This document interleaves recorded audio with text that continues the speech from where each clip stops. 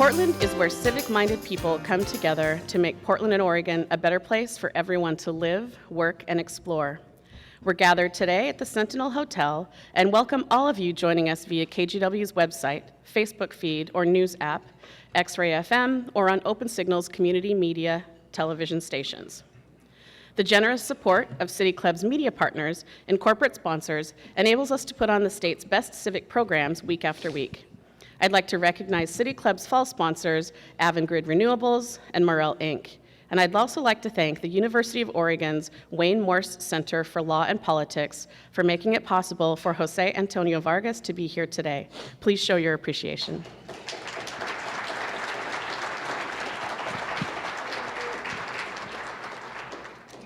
I'm pleased to introduce to you today Jose Antonio Vargas, an award-winning journalist and immigrants' rights advocate. Jose will share stories from across America about people who are American in every sense but one. They lack the paperwork. Jose himself came from the Philippines when he was 12 years old and grew up with his grandparents in Mountain View, California. For 14 years, he lived in the shadows, attending San Francisco State University and going on to write for the Washington Post, where he was part of the team that won a Pulitzer Prize for its coverage of the Virginia Tech shooting. Finally, in 2011, he came out as an undocumented immigrant, and since then has devoted himself to changing the way we talk about and legislate immigration in America. Jose Antonio Vargas has founded two organizations, Define American and Emerging U.S., and has contributed to 3 documentaries, The Other City, Documented, which I saw last night and is amazing, and White People. He currently holds the Wayne Morse Chair at the University of Oregon.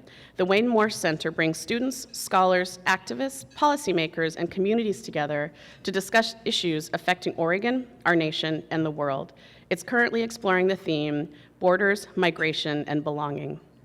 Jose Antonio Vargas will be interviewed today by Marissa Madrigal, the Chief Operating Officer for Multnomah County. Marissa grew up in Los Angeles, Mexico City, and Ridgefield, Washington. Since arriving in Multnomah County in 2006, she's worked to ensure all residents have access to their government. Please welcome our speakers.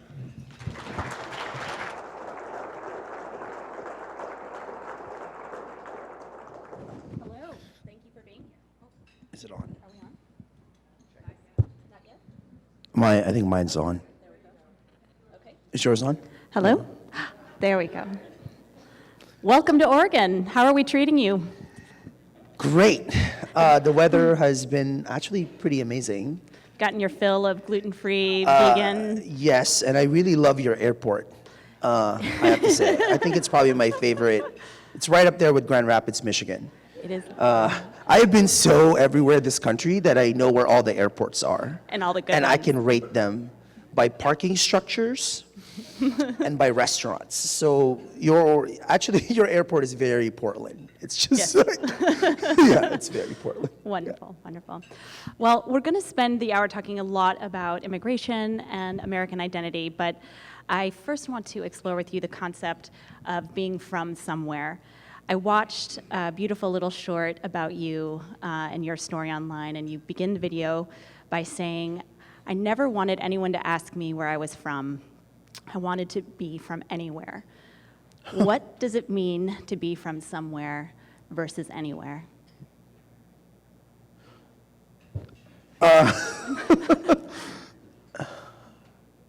Wow.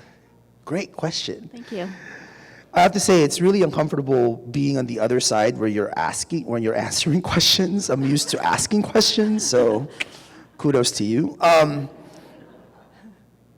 Yeah, in many ways, I think that's probably one of the defining questions that I've been asking myself in the past 6 years, especially because after the inauguration of President Trump, I decided to not have a physical address for the first time since I moved to this country. My lawyers, as you can imagine, I have a lot of lawyers. A couple of the lawyers suggested that it wasn't a good idea to have a permanent address because given my undocumented status and given how public I am, if the Trump administration wanted to issue a warrant of arrest, they could issue one and they could find me. Yeah. So one of the lawyers suggested it may not be a good idea And then the building manager of this apartment I was living in LA, Mel, who's a great guy, like whenever I went on Fox News or something, he would like, hey, I saw you on Fox, great job, thanks for representing. After the election, he goes, if I showed up at this building, I'm not sure we could protect you. Wow. And I was like, I looked at him, I'm like, what? So after all of that, I decided to pack everything I own, and I own a lot of stuff. I didn't realize that I really love furniture. I do too.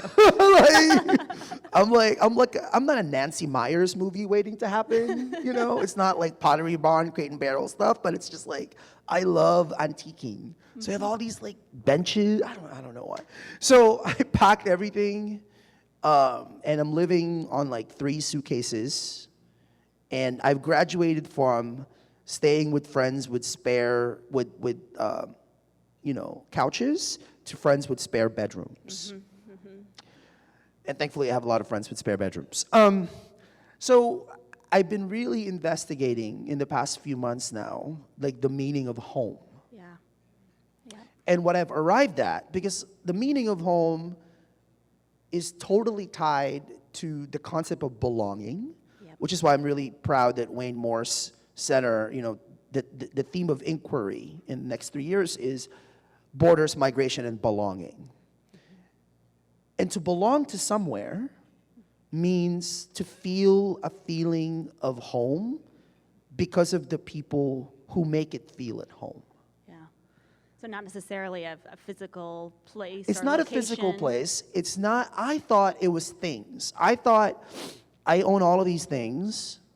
I hang up all these pictures, right? So that's home, I thought. I thought home was a physical address.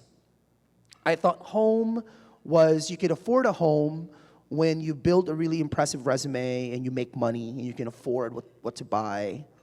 I thought that would be home. But actually, no, none of those things are home. Home is Mrs. Denny, my high school choir teacher. Home is Mrs. Kiefer, my speech and debate teacher. Thank God I took speech and debate in high school.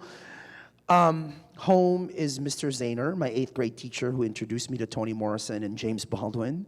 Home is my nieces and nephews and my cousins and my grandmother and my home are people. Yeah. Right? And so, which is related to how Oregonians define home for the very people in this community and the communities across the state who don't feel at home because of the policies and the politics that surround this most toxic issue. Yeah. So I was going to ask you this question a little bit later, but I think this is a perfect time. By the way, somebody told me that I'm really bad at answering questions because I deflect. So did I not deflect? You did not deflect. Okay, good. Okay. I agree. I identify, that concept of home as people, and it's not necessarily But things. see, I did not think that at all. Like, I actually think if I had not packed everything up, Yep. I don't think I would have arrived at that. It got to this point where I was in LA, I was on stuck in traffic, because, that's LA. And I was, I should not have been reading my phone, but I was stuck in traffic. It was a long traffic. And I saw on my iPhone an email from Bank of America. I've been a Bank of America member since I was 16. My high school principal took me to Bank of America to start credit, because my grandparents didn't know how to do that. So my principal, Pat Highland, took me to the Bank of America. By the way, I don't know if Bank of America knows how many undocumented people bank at Bank of America. And I remembered I wanted to bank at Bank of America because, hey, I don't have papers, I'm not supposed to be here, but at least it's Bank of America. So, the same way that I have American Airlines gold status. Yes. Anything American, I'm like a part of, right? So Bank of America sent me this email. The subject line was, ready to buy a home? Here's a mortgage specialist. And I had just moved out of my apartment. I had packed everything up. And so I clicked on the thing. I called the woman on the line. I felt so sorry for her because I just all of my frustration. I was like, this is so psychologically hurtful. I was like, don't send emails like this to people. Like, I don't know. Is this my home? Do you want me to be home? I mean, I can buy a home, but you don't want me to be home. And she's like, I'm so sorry, how can I help you?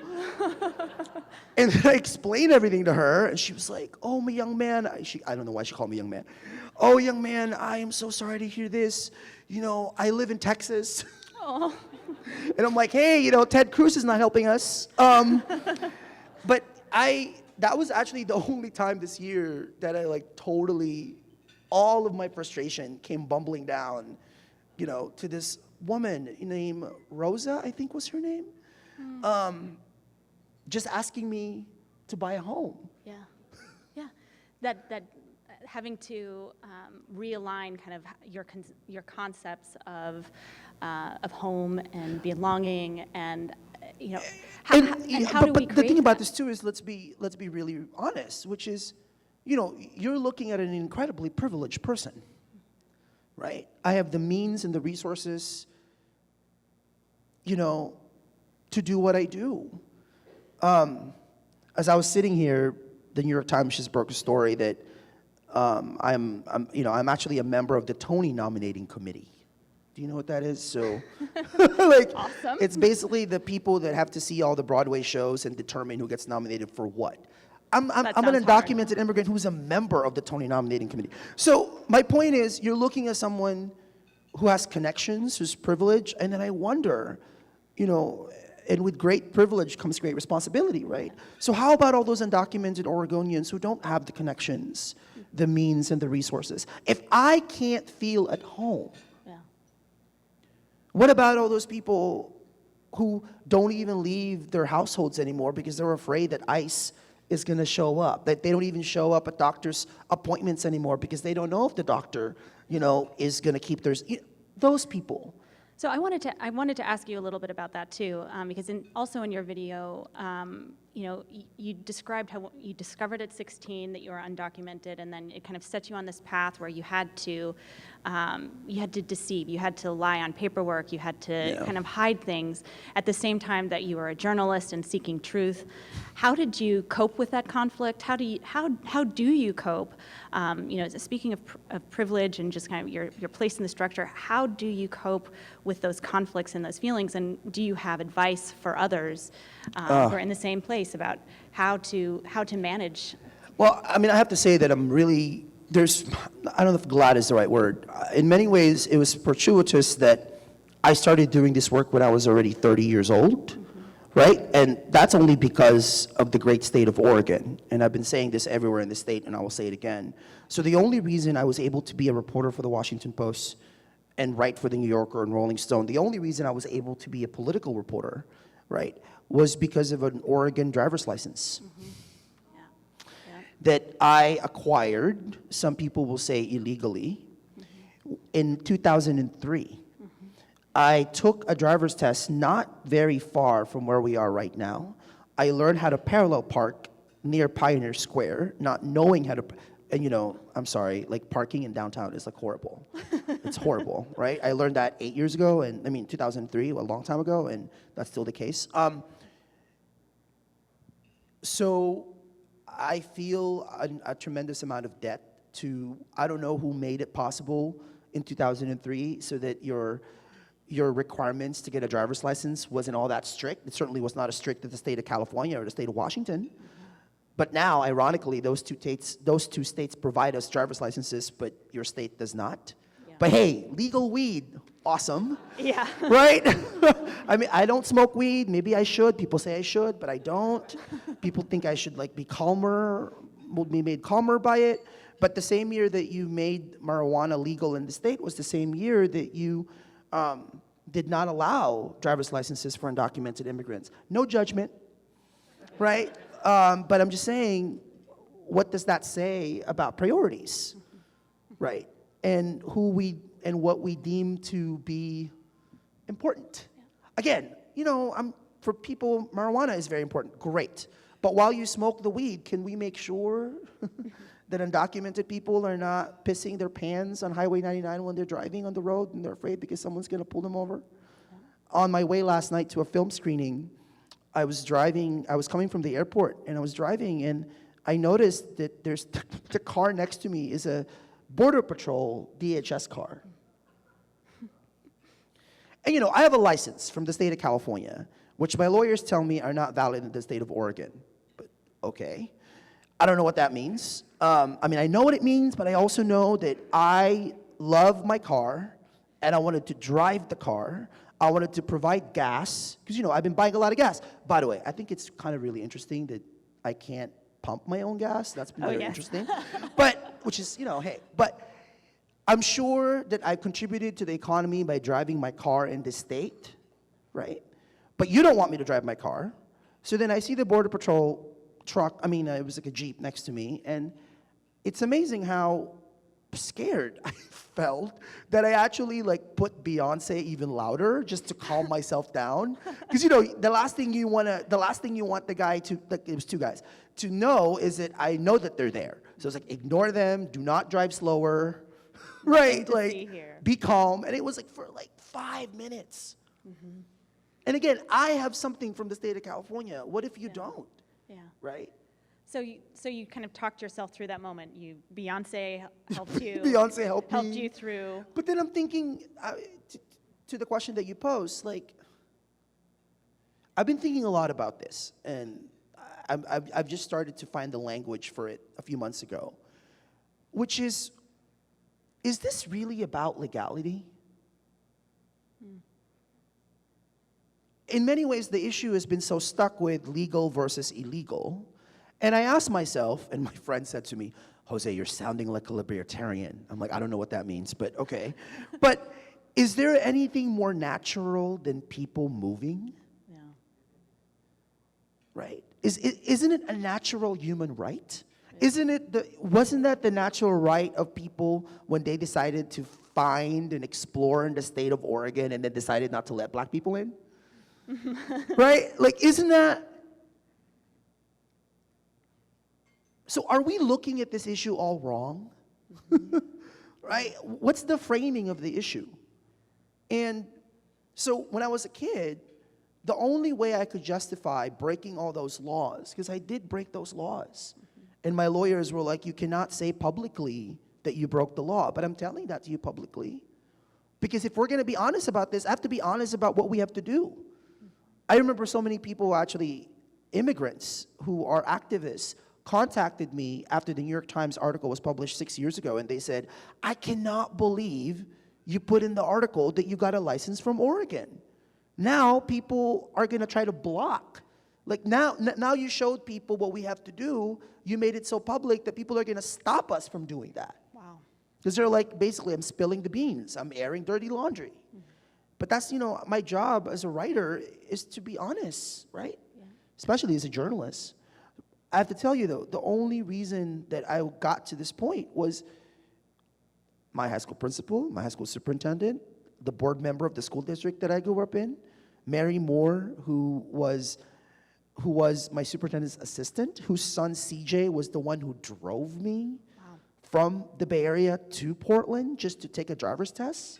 So what can we do as a community to be Mary Moore, to be your principal? I think that's what I would love to really discuss is, so all of those, it was basically a conspiracy of maybe 15 people, including a friend whose husband's dad lived in Portland, who is a hippie guy. I don't know what that means, but that's what my friend calls. We do. I don't know what that means. So my friend was like, oh, he's a hippie. He's gonna love to help you out, right? And so we use his address. Wow. That was my address on the license that I had for 8 years. So it took 15 people who are all U.S. citizens, who happen to be all white, by the way, to make a decision that they were not going to abide by what the law says, but that they were going to help me out. Wow. So how many people here, sitting here today and listening to this, how many people are doing just that? And guess what? We need to hear from you. Mm-hmm. I don't know what else the Latino community can do to carry the burden of this issue. To carry the burden of this issue. I can't tell you how many Mexicans in particular, when I'm somewhere publicly, like an airport. Actually, I was in an airport once. Where was it?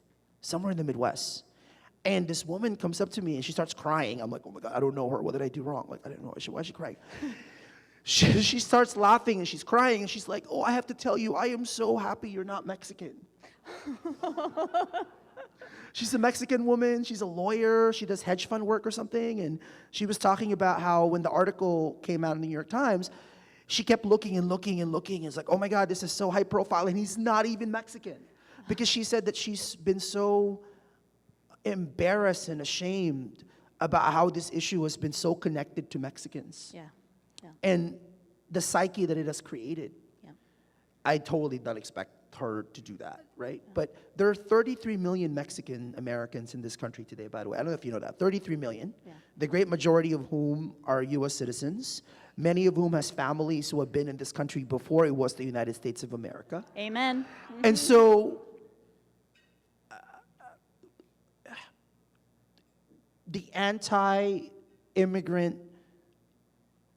focus on Mexicans, the cost of that, what that looks like in the classroom. Never mind just what it looks like in politics. What does that look like in the classroom? What does that look like, in businesses? What does that look like at grad school or law school? Like, that to me is the cost of all of this. Yeah.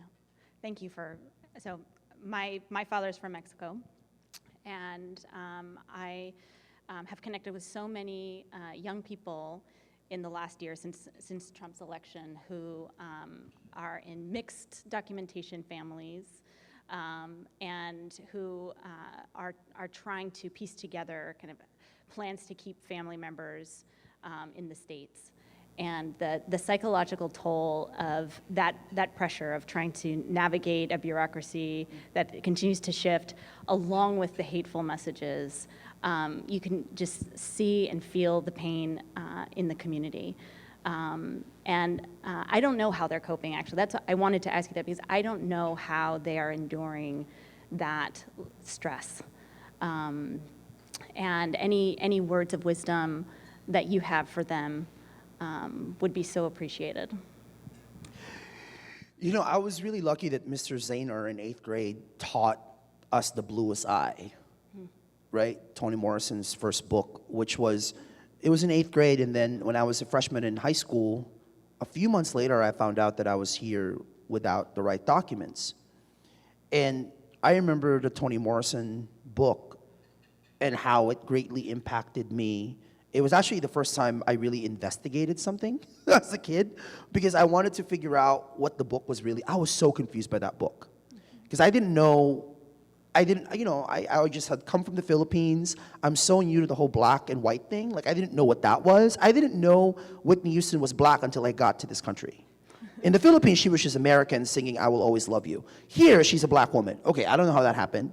And then, so where does an Asian-looking kid with a Latino name fit in this black and white binary? The O.J. Simpson was my first cultural experience in America where I felt like, okay, black people go that way, white people go that way, where do we go? Right? I actually think we're still kind of at that moment, culturally speaking. So that book, one of the things that book taught me, Toni Morrison said she wrote that book because she wanted to show what it looks like when somebody surrenders to the master narrative. Wow. I'm saying this because I think it is incredibly important that we as immigrants, that we who are called these dehumanizing, criminalized names that have become so part of the culture that a presidential candidate got elected president because of it.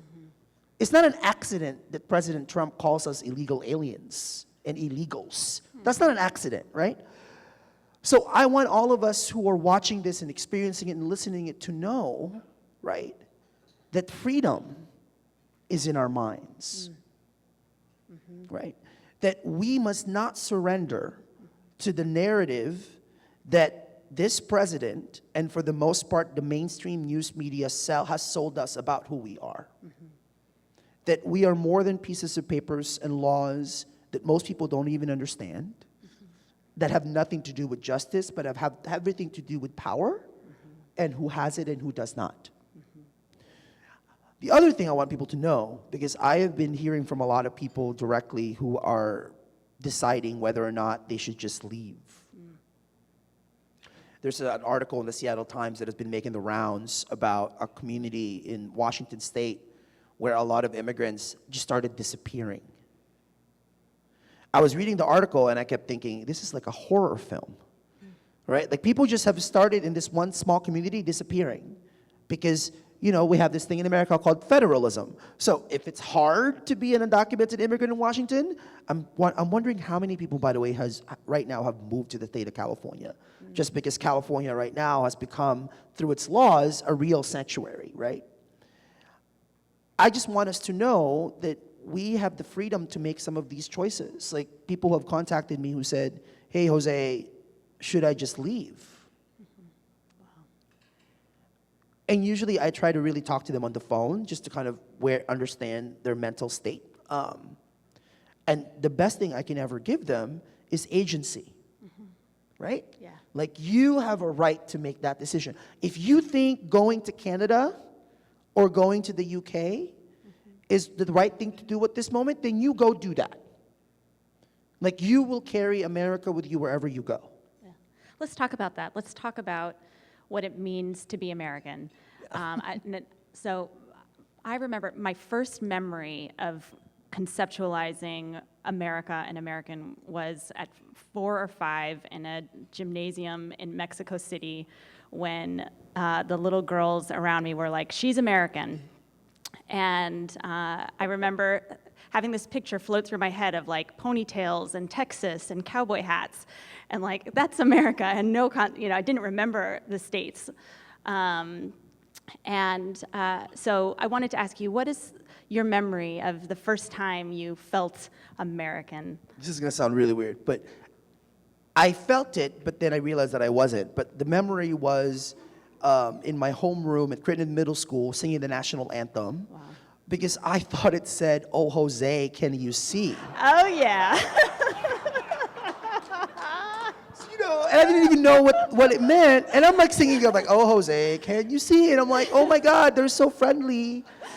Like my name. So I must have done this like for a month, because it's homeroom and we have to like do that, right? And I remember Charman Curl, who always wore these bright pants. They were either yellow or orange or pink, bright pants. Black guy, really tall. He's the tallest guy in the class. And one time, I guess he maybe was looking at me while I was singing the anthem. He goes, yo, Jose, we're not talking about you, man. So he was the one who said it was, oh, say, can you see? Because mind you, there was no Google at this point, right? It's not like he could just like pull off an iPhone and show me what the lyrics were. So that's what I thought. Awesome. And, like your version better. But American to me, though, was the public library. I love public libraries. Yeah. I just thought the Mountain View Public Library organized America for me. Like it said, okay, so this is literature, right? That's Mark Twain next to William Faulkner. And then there's an African American. I'm like, what is African American literature, right? And then there's all these free DVDs and actually at that point it was only VHS tapes. So that was my introduction to Anne of Green Gables. Love her. Who's not American, it's Canadian, but then I thought it's North America, so that's American, right? So America, to me, my first memory of it was I was so hungry for all of it. Mm-hmm. I think I was so hungry to just eat it all in that I basically borrowed and read everything I could at that library. I lived at the library. It was free. It was free, And now, mind you, that's why I'm totally fine with paying all the taxes that I pay. Yeah. Even though, isn't it interesting that the IRS is totally fine collecting billions of dollars of taxes from undocumented people, and yet the Department of Homeland Security wants to deport us? I wonder if they're talking to each other, right? It's called a silo. You kind of can't have it both ways. Yeah. You can't call us a bunch of people, mooching off society, when in reality we're actually helping subsidize welfare. Right? The chief actuary of the Social Security Administration says that if it wasn't for undocumented workers, Social Security wouldn't be solvent. Mm-hmm.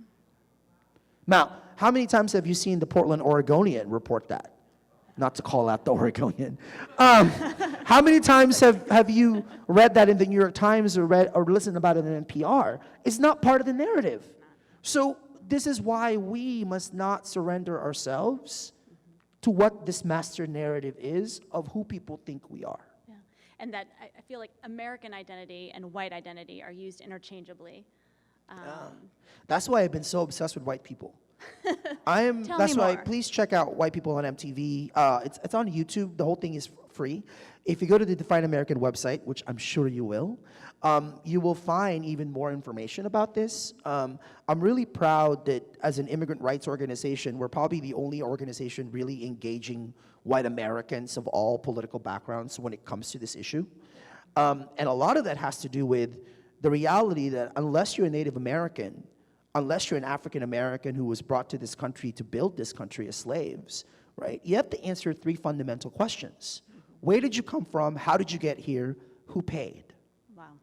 If you can't answer those 3 questions, you have no right to obsess over borders you don't understand, right? So white people weren't white before they got here. There were Italians, there were Germans, there were Irish. And I don't know, maybe it's part of the collective historical amnesia that we are all going through right now, the same amnesia that allowed this presidency to even happen, right? Like, I can't tell you how many times people tell me, oh, but we did it the right way. Who told you that? Yeah. There was no right way. Yeah. There was not even a border patrol. No one asked you to fill out forms like asking for visas or green cards. No one asked anybody on Ellis Island if they were worthy of being here. Can you imagine if we turn around to all people, particularly white people who don't want immigrants here, what they have done to prove that they're worthy of being here? You know, so I think it's really dangerous that we are now asking all these immigrants to prove that they've earned being in America. You know, I don't think Americans want that conversation. Because what's going to happen is we're going to prove that we probably have worked harder than a lot of people. We're going to have to kick a lot of people out. I don't want to kick you out. I don't. I want us to be able to live with each other and respect each other and realize, you know, the hardest thing about citizenship, right, is knowing that the world does not revolve around you. It's knowing that our equalities are tied to one another, right? That I can't talk to you about immigrant rights without talking to you about women's rights, without talking to you about LGBTQ equality as a gay man. By the way, somebody just wrote me an email the other day saying, you don't talk enough about being gay. Can you do more of that? I don't know. I'm pretty gay to me, so I don't know. I don't know. Like, I don't know. How much more you know, can you like, do? I don't know. I mean, I can.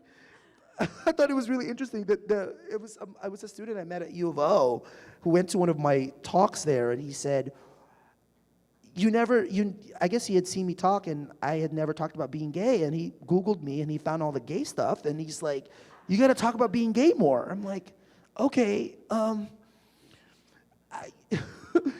guess my point is, all of us, are all complicated, complex people. Yeah. And we cannot surrender to the simplicity in which people, societies, and governments define and describe who we are and what we're entitled to as people, Yeah. right? Absolutely, absolutely. So I want to turn a little bit to policy and talk about yeah. immigration in general and kind of the landscape there. So Trump has said that by March, Congress has to bring a solution forward for Dreamers, for DACA. How has that changed the landscape that you've seen? And what's real there? I think it's so hard to tell what's actually happening and what's actually possible in this environment. I think it's really incumbent upon all of us, if we're active citizens and civic participants, to really research what's happening, because the headlines when it comes to this issue can be really misleading. So the fact that Trump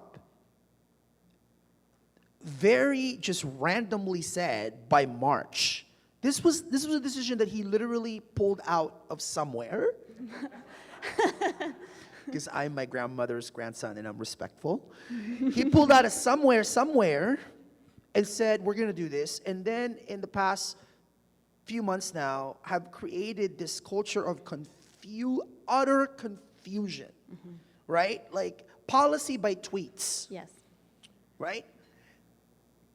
So what we're hearing, this is, okay, so let me put my political reporter hat on. My political reporter hat on is saying that there's actually momentum for a Clean Dream Act to be able to pass before a budget is decided on in DC. I don't know if you saw that there's at least 12 congressional House Republican members who publicly said that they want to have a Clean Dream Act and they want to protect the dreamers. So for the 12 Republican House members to do that was not something that I could have predicted just 2 months ago. Right. So there's momentum. But again, we are looking at the most chaotic, most confusing, most partisan Congress we have seen in I don't know how long, right?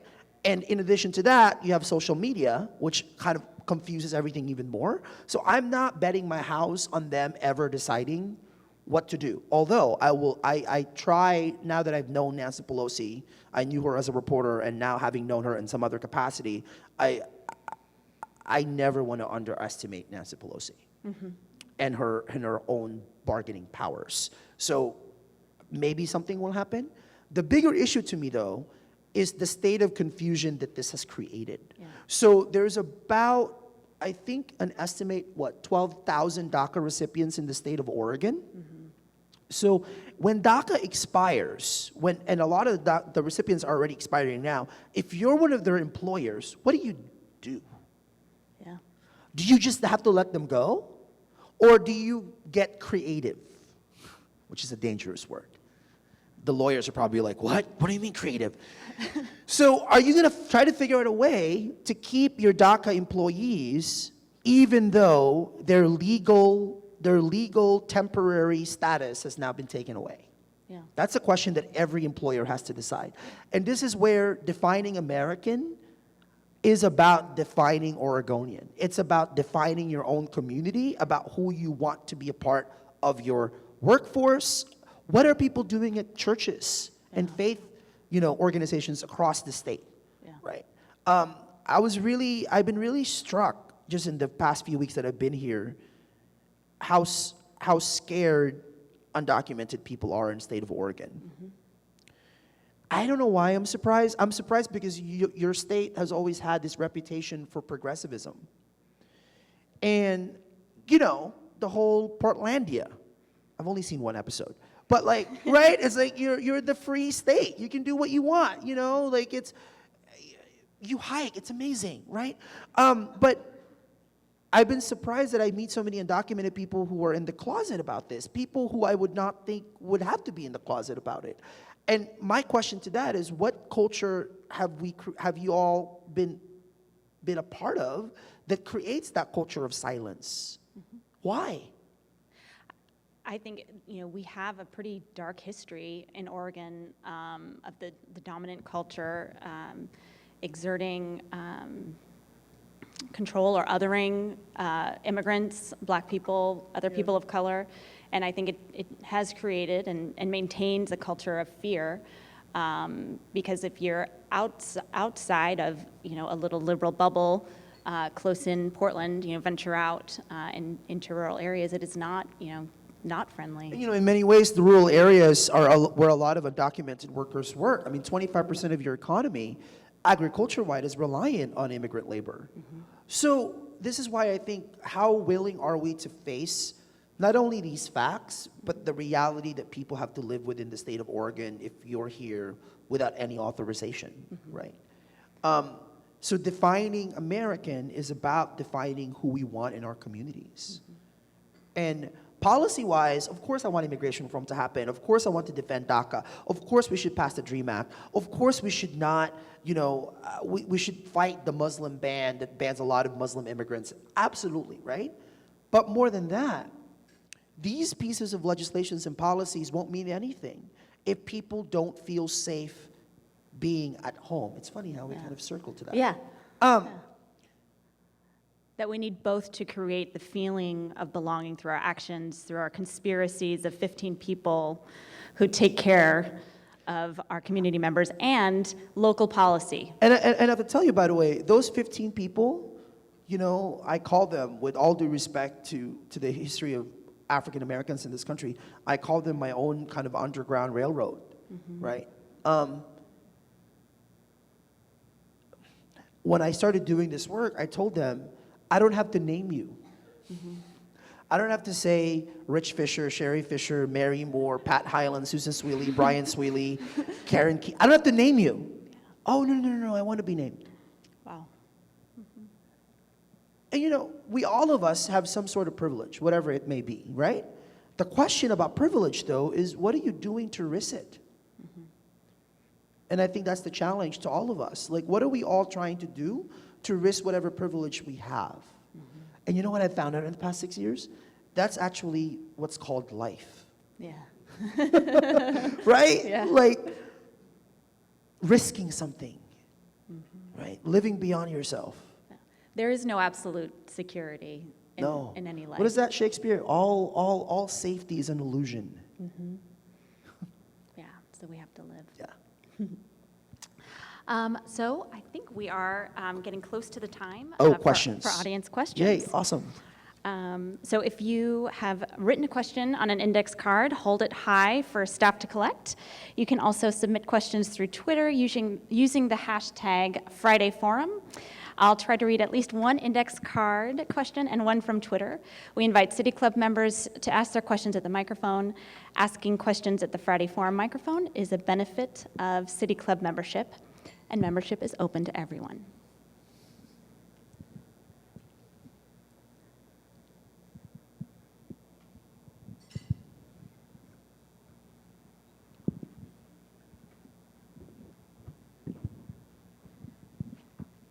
Good afternoon, and thank you so much, Jose, for being here. I got to hear you last night, and two things are going through my mind.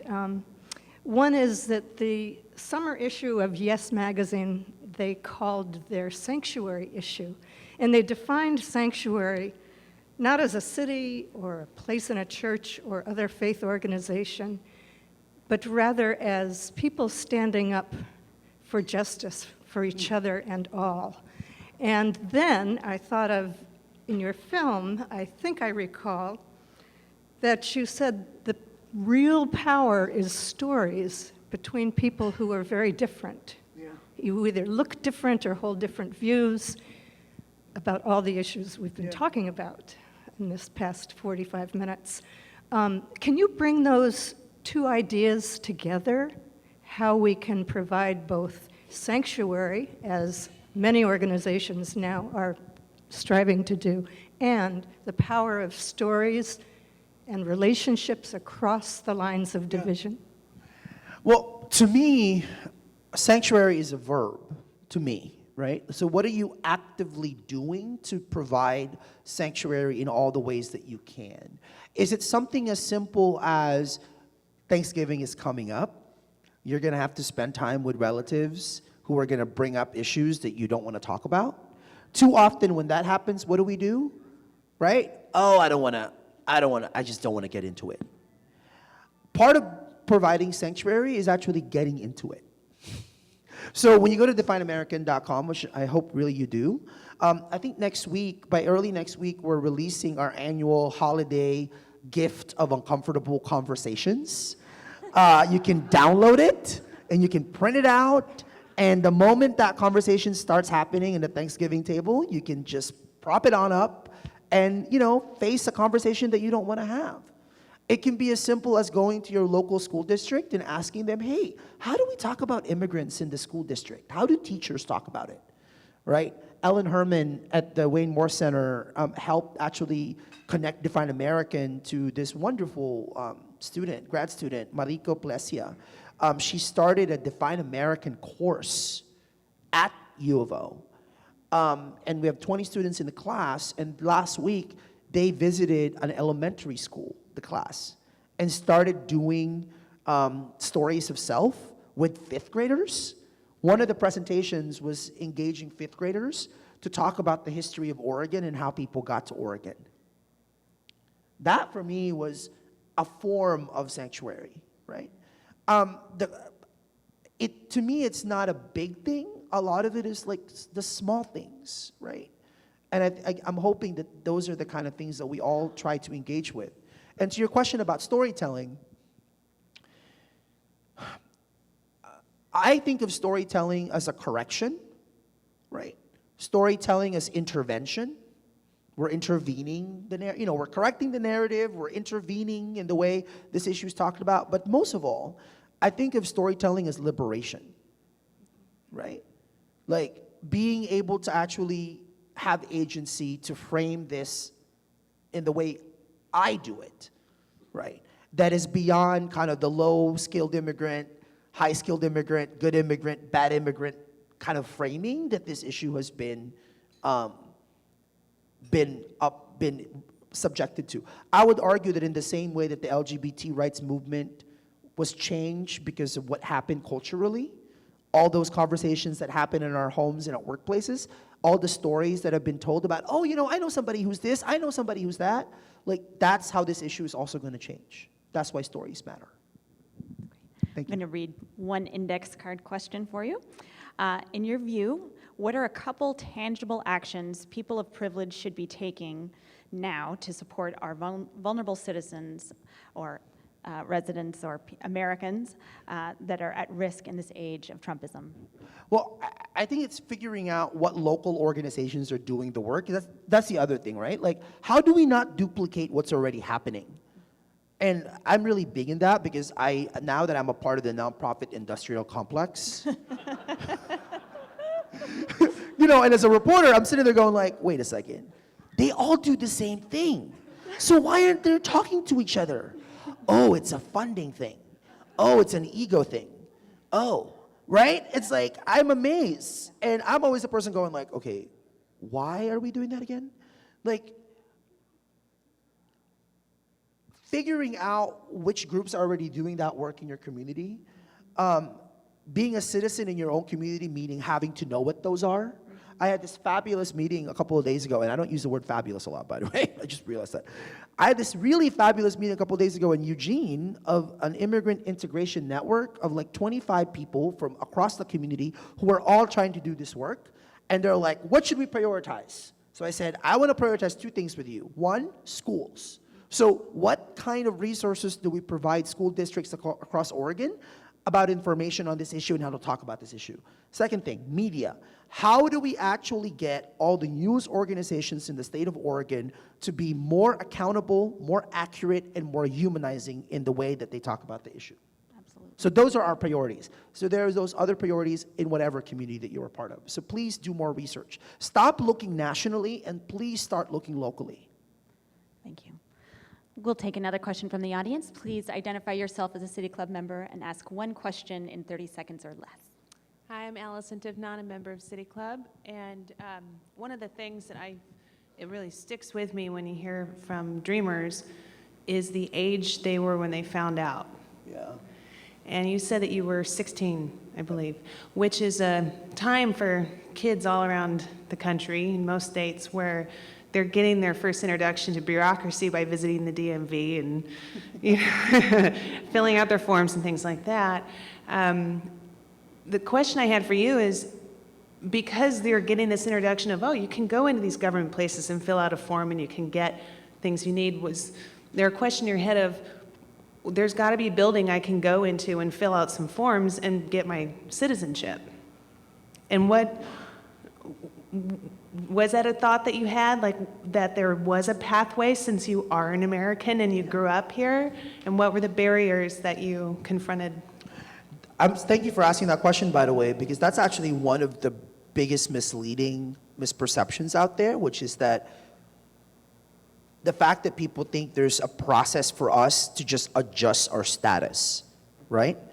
I did this meeting at the Chamber of Commerce in Kansas a few years ago, and it was mostly a Tea Party Republican crowd.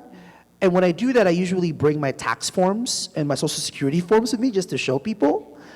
And I was amazed, it was maybe 50 people in the room. I was amazed at how everybody in the room, because what I do when I do these things is I just let them talk and then I kind of engage in conversations. pretty much everybody in the room thought that I had made a decision to be illegal. How could you? Oh my God. And I'm thinking to myself, wait a second. Like, and then you know what I figured out too is it's part of the Hillary Clinton process. Like you say the name Hillary Clinton and all the conspiracies comes running out, right? It's like there's been a conspiracy of misinformation to tell people that there's actually a process for us to legalize ourselves. It's almost as if all we have to do is go down City Hall, fill out a form, cut somebody off the line, and poof, we're Americans stealing your welfare.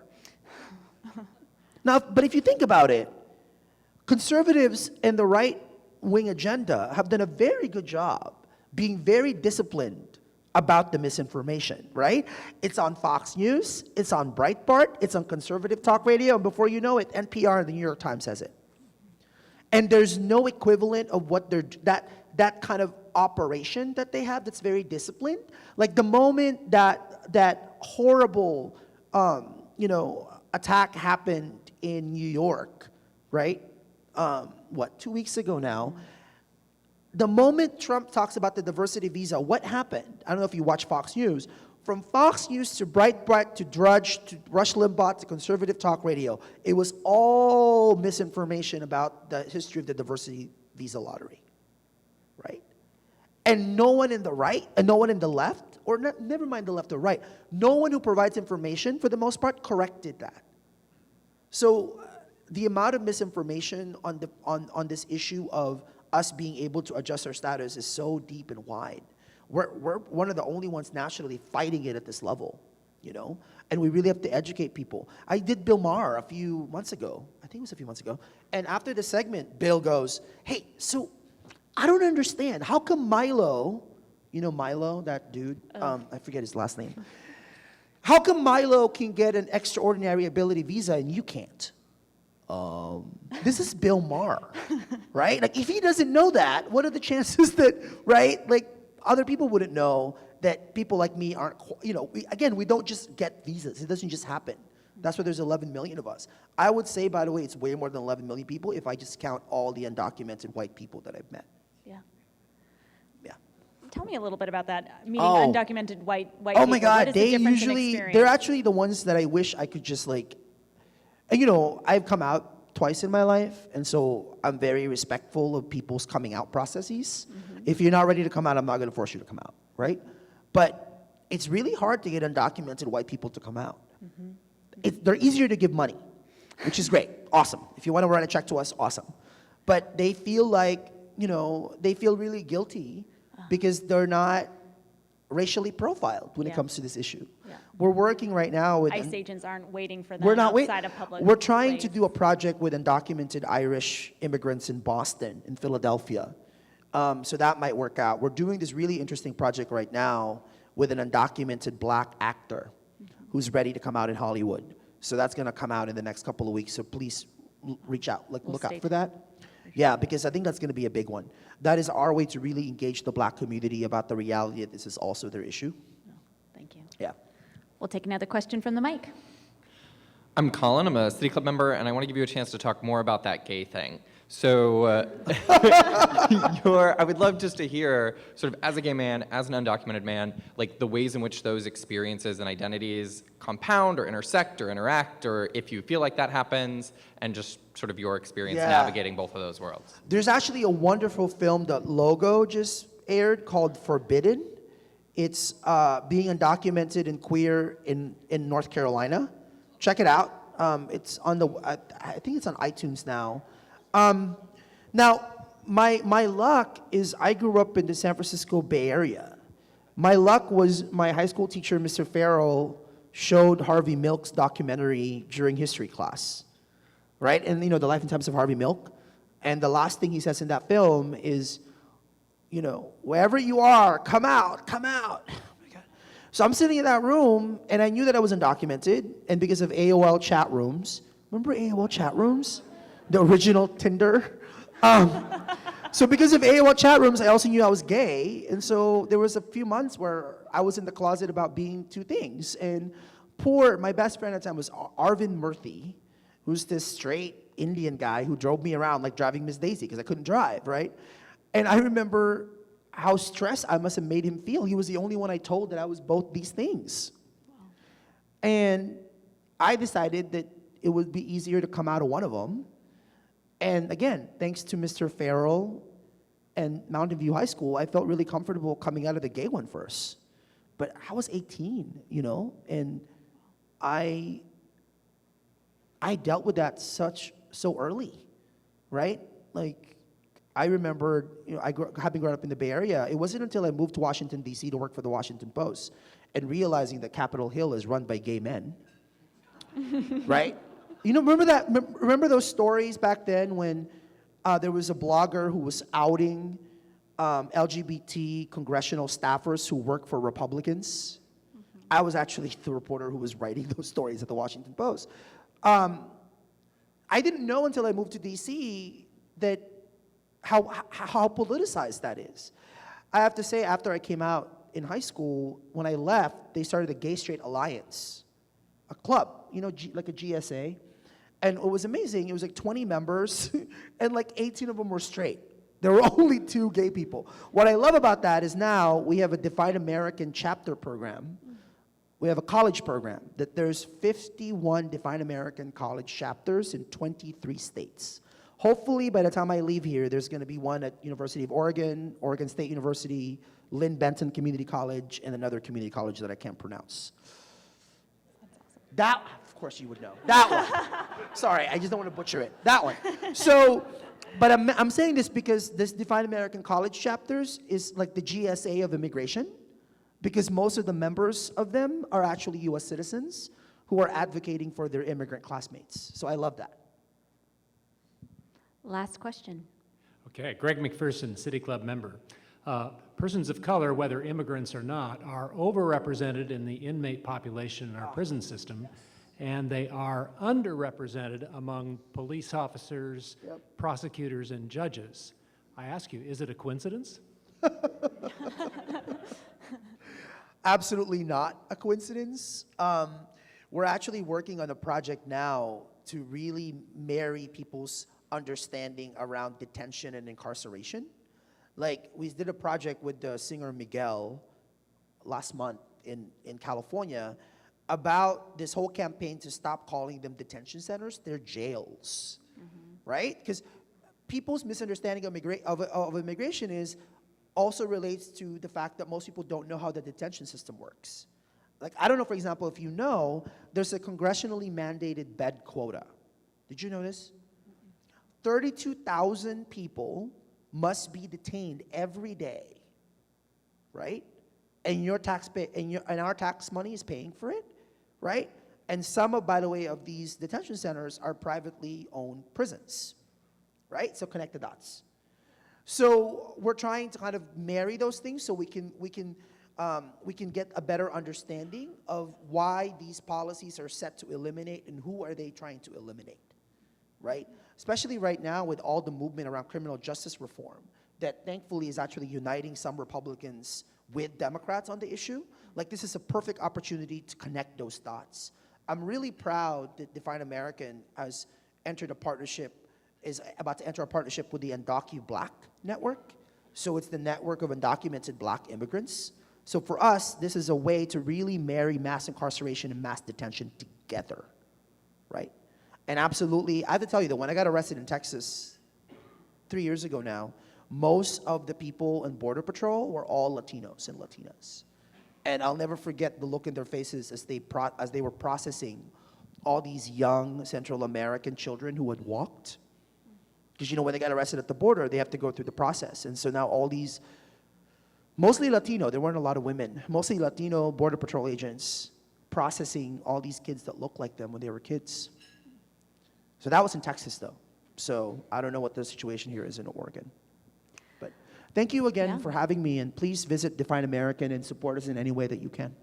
Thank you. We're at the end of our time. Please help me thank Jose Antonio Vargas for a wonderful conversation.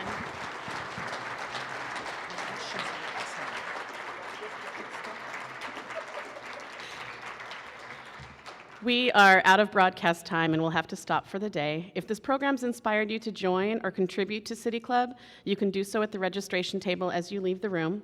This is Lisa Watson from City Club's Board of Governors. Thank you to our guests, and special thank you to Marissa Madrigal and the Friday Forum Committee for their hard work. This program's adjourned.